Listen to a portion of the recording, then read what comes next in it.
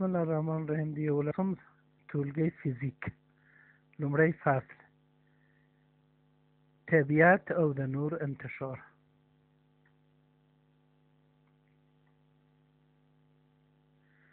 کله چې موږ یو جسم لیدلای شو دا معنا لري چې نور د نور په ذریعه لیدل کیږي. ځینې اجسام د ځانه نور تولید کوي. دلته لیدل کیږي یو شمع غوندې منبع د نور ده. هغه نور چې لویږي پر سترګو باندې او موږ هغه جسم لیدلای شو. هغه جسم چې نور تولید کوي موږ ورته جسم نورانی وایو. ځینې اجسام نورانی ده، ځینې اجسام بی نور ده. انعکاس د نور، کله نه چې نور پر یو سطح باندې لویږي بېرته انعکاس کوي، دلته لیدل کیږي. اما ځینې اجسام نامنظم ده، لحاظا نور هم بر باندې چې ولویږي غیر منظم انعکاس لري، دلته لږ څه لیدل کیږي.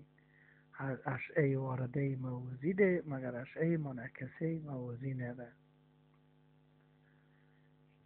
انعکاس او انکسار نور. انعکاس خو هغه ده چې جسم پر جسم باندې نور لویږي بیرته منعکس شي. انکسار دغه ده چې په یو شفاف جسم باندې چې نور لویږي کله چې هغه جسم ته داخل شي لږ څه اشعه ماتیږي یوې بلې خواته. دلته لیدل کیږي چې نور انعکاس کوي، هلته یو بل عمود ور باندې ده چې موږ ورته نارمل وایو. قانون انعکاس دا ده چې پر یو سطح باندې چې لویږي او بیرته انعکاس کوي هغه یو زاویه منعکسه ده، یو زاویه وارده ده. زاویه منعکسه او زاویه وارده دواړه یو د بل سره برابر ده.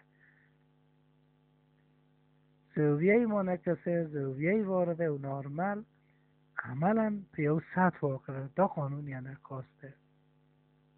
او که چیرې عمود پر یو جسم باندې نور وارد شي بیرته هغه انعکاس کوي، یعنې زاویه وارده او منعکسه دواړه مساوي صفر ده. او تر دریا لاندې چې موږ یو څوک قرار ولري وګورو، د نور د انکسار د خواصو او انعکاسو د خواصو څخه ډېر استفاده ګانې کېږي. لکه چې دلته لیدل کېږي د دریا په دریا کې د زیر دریایي چې ده پریسکوپ په نامه یادېږي. د هغه ځای نه چې موږ ګورو هغه قله د غره معلومیږي، یعنی څنګه د څو ځلې یو ځلې یا دوه ځلې د انعکاس په ذریعه موږ یو ځای کولی شو چې ووینو. دغه خاصیت د نور ده په استفاده سره. لکه چې موږ وویله اشعه منعکسه، اشعه وارده دواړه د نارمل سره په یو سطح واقع ده. که موږ وغواړو دوه اشعه چې وارد شي د امتداد ورکولو دواړو یو ځای سره قطع کوي چې تصویر د یو نقطه موږ لیدلای شو د هندارو تر شا. دلته هم وینو چې دوه هغه نقطه چې سره دوه اشعه سره قطع کوي د هغه نقطه موږ وینو. دلته وایو په مستوی انداره کې وارده زاویه منعکسه زاویه سره برابر دی. او که چیرې جسم هغه انداره په یو زاویه باندې دوران وکړي شعاع منعکسه دغسې دوران کوي چې د اول زاویه وارده دوه برابر شي. دغه هر څومره چې دا دوران کوي شعاع وارده دوه چنده د هغه دوران کوي.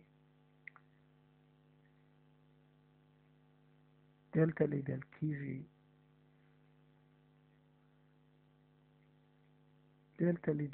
چې هغه زاویه چې په هغه زاویه سره په زاویه ګاما سره دوران وکړي بالاخره شعاع وارده د هغه دوه برابر دوران کوي.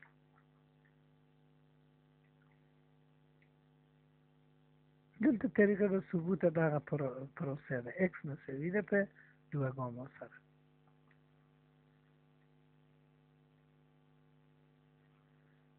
متلاقي انداري که چیرې دوه زاویه یو د بل سره تلاقي وکړي،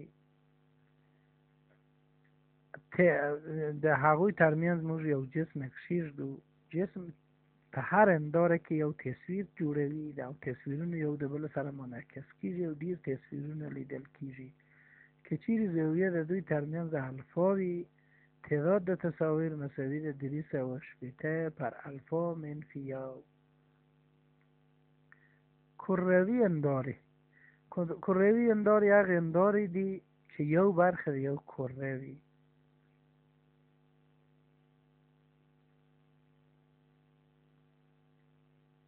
دلته لیدل کېږي یو برخه د یو کره چې موږ قطع کوو یې د شیشه څخه جوړ شوی وي، یو برخه یو خوا یې جیوه ولري، یو انداره جوړیږي. دا کروي انداره ده. کروي انداره یو مرکز د انحنا لري، د مرکز انحنا و نقطه تقاطع د هغه محور د انداره سره ترمنځ یو بل نقطه لري چې موږ ورته محراق وایو. اندار دو ډوله ده، یو ډولی محدب ده، بل ډولی مقعر ده. محدب هغه ده چې داخلي سطحی جیوه ولري، سطح منعکس کننده د باندې وي د کره. دلته چې په شکل کې ښودل کیږي. مقعر اندار هغه دی چې خارجي برخه جیوه ولري، داخلي منعکس کننده وي. دلته بیا په شکل کې په ډیر ښه صورت سره ښودل کیږي.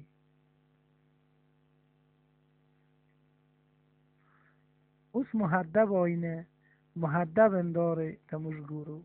که چیرې اشعه موازی و محوري د اندار و محور سره وارد شي، هر یو د قانون انعکاس سره داسې پخش کیږي چې تیت شي شاوخواته.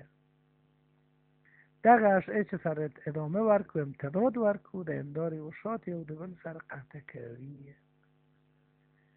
هغه محراق مجازی ویل کیږي. مګر په مقعر انداره کې اشعه چې وارد شي، خپل اشعه په دنین دغه کره سره د محراق په نقطه کې قطع کوي. دغه محراق ته موږ محراق حقیقي وایو. که چیرې په دغه نقطه کې یو شی مثلا یو کاغذ کښیږدو، امکان لري چې هغه او رو واخلي، هغه ده چې موږ ورته محراق وایو. البته چې به بل ډول، یعنی د محور عمومي سره محور عمده سره موازی نه وي، اشعه په بل ډول سره قطع کوي، بل فرعي محراقونه هم کیدای شي چې انداره ولري. دلته هم لکه چې په شکل کې لیدل کېږي دوه محراقونه تشکیل شوي دي. بله، لکه چې موږ وویل دلته اصلي محراق هغه اس ده، بل نور محراقونه فرعي محراقونه هم اندارې کولای شي چې ولري.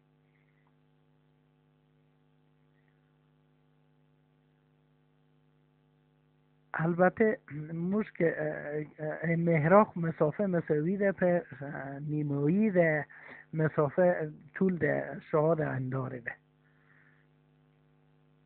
یو جسم تصویر موږ ترسیم کوو، که وغواړو مثلا یو جسم پر محور باندې ایږدو، د جسم د راس نه دوه شعاعې و پر آینه باندې وارد کوو. هغه شعاع چې د مرکز انحنا څخه تیریږي، هغه بیرته څرنګه چې پر اندار باندې عمود ده، بیرته خپل په مسیر سره انعکاس کوي. هغه شعاع چې د محراق نه تیریږي، موازی و محور اندار ته انعکاس کوي. هغه شعاع چې موازی و محور ته وارد شي، بیا د محراق نه تیریږي. دا بل شعاع ده. کله چې د موازی سیر وکړي، د محراق نه تیریږي. بل شعاع مد نظر نیسو، کله چې د محراق نه تیر شي، بیا موازی سیر کوي.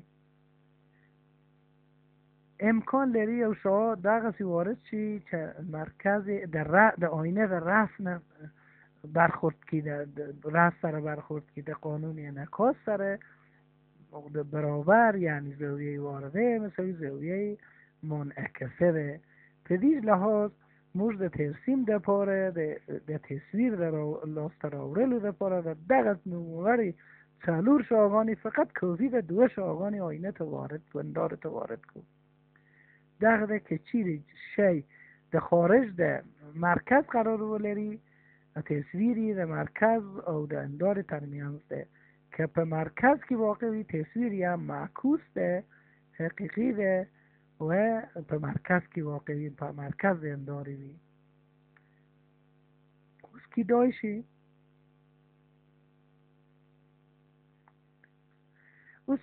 چې مخ ته ولاړ شي که چیرې جسم حرکت وکړي و محراق و خواته تصویر یا هم حرکت کوي بی نهایت و خواته جسم واقع ده په محراق باندې تصویری په بی نهایت کې ده.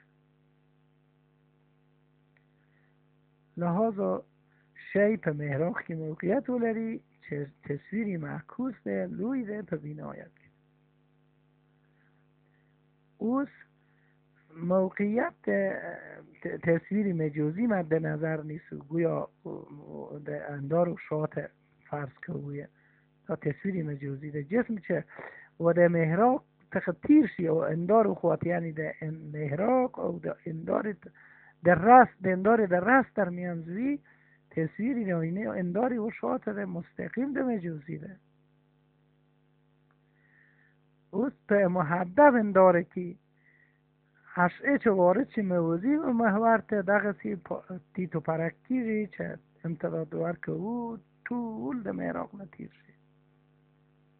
لحاظا جسم دغسې فرض کوو چې د محراق خارج کې واقع وي یو شعاع موازی رسم کوو د محور سره هغه شعاع دغسې انعکاس کوي چې امتداد یافته د اف نه تیر شي. بل شعاع دغسې رسم کوو چې د مرکز انحنا څخه تیر شي. طبعا هغه خپل پر خپل مسیر باندې بیرته راګرځي څرنګه چې په اندار باندې عمود ده. د دوی امتداد یافته امتداد شوي اشعه یو د بل سره قطع کوي د رأس انداره او اف ترمنځ چې دلته جسم تصویری هلته راسته راځي تصویری هم مجازی ده هم مستقیم ده. که چیر یو مجازی شی فرض شي که یو ځای د اندارې دغه تصویر چیرته هغه جسم چیرته ده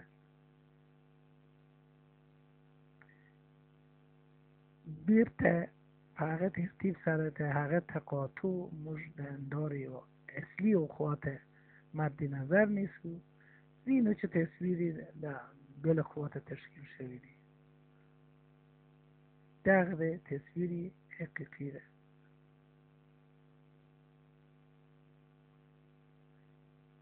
بله که چیزی تصویری مجازی په محراق کې قرار ولري خپل تصویر د هغه شی مجازی په بنایت کې ده.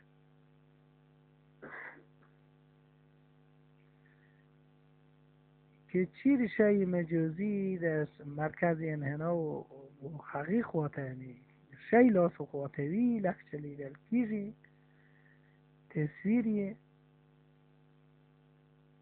وینو چې بله محدب انداری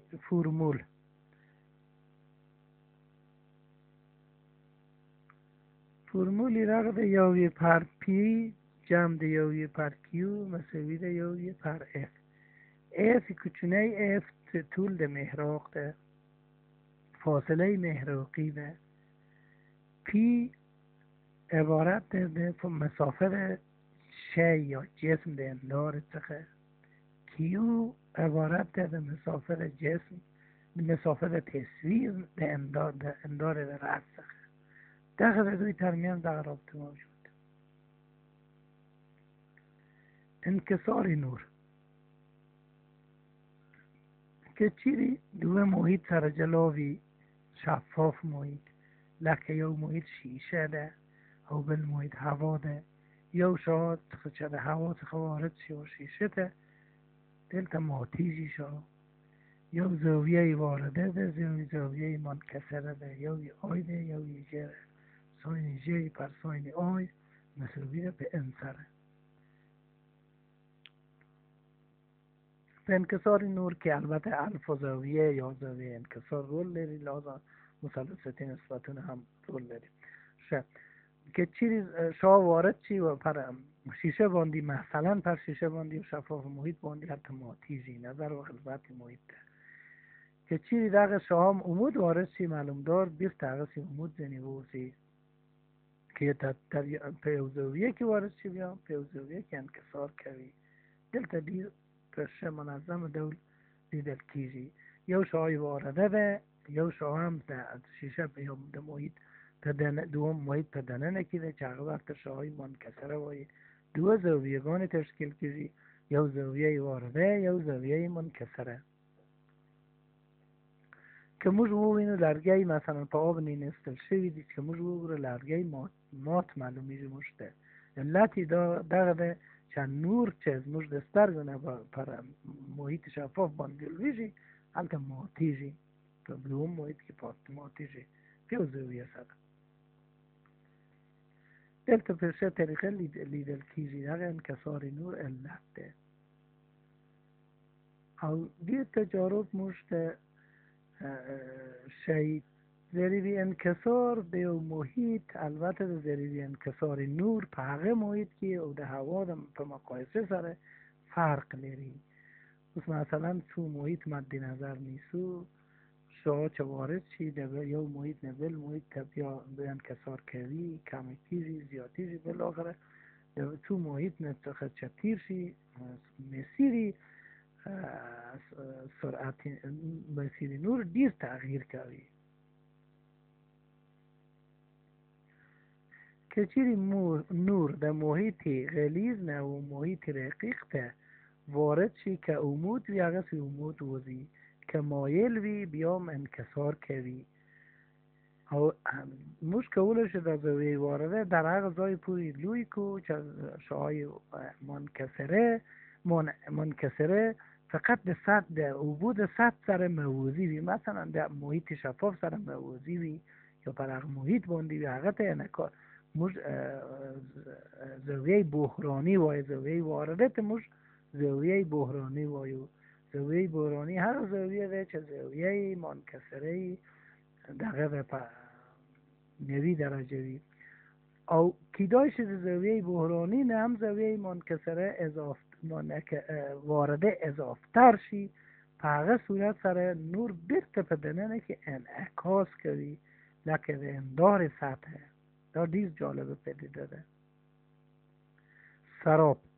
سراب چه شی ده؟ موږ بیاوان ته که جو موږ المر وینو پر مدک باندی یا ځینې شیان سرچپه وینو علتی داره که نور یو محیطی رقیق نه وارد محیط غلیظ نه چه لشت یخ ده پر مزک باندې دیر گرم ده تود ده وارد چی دغه اوس لکه چې لیدل کیږي نور کله چې اسمان خوات سره ګوري نور من انکسار کوي مزک خوات چې ګوري نور انکسار کوي المر ویني المر گویا په مزک کې یا د مزک په دننه کې لیدل کیږي یا ځینې درختی روشان یا ځینې شیان سرچپه لیدل کیږي. اوس دلته موږ دغه وایو عدسیه د یو شفاف جسم ده لکه شکل غوندې چې دلته لیدل کیږي. اوس که چیرې نور وارد شي د عدسیه نه عینا لکه هغه انکسار کوي تا قانون انکسار سره سم مگر تصویرونش تشکیل کیږي مشابه د هغه حوادث نه چې په کروی اندارو کې واقع کیږي. دلته هم مثلا د دغه شم څخه یو تصویر جوړیږي پر پرده باندې او دی بل خواته دوه محراق لري دغه یوی پر پی بیرته فرمول یوی پر کیو مساوی ده یوی پر اف. بیا هم جسم که مرکز انحنا او محراق تر میانزوی تصویری بیا ده بلی خواته ده مرکز انحنا و شاعت دریجی صد معکوس ده ولی حقیقی ده بیرته هغه فرمول صدق کوي.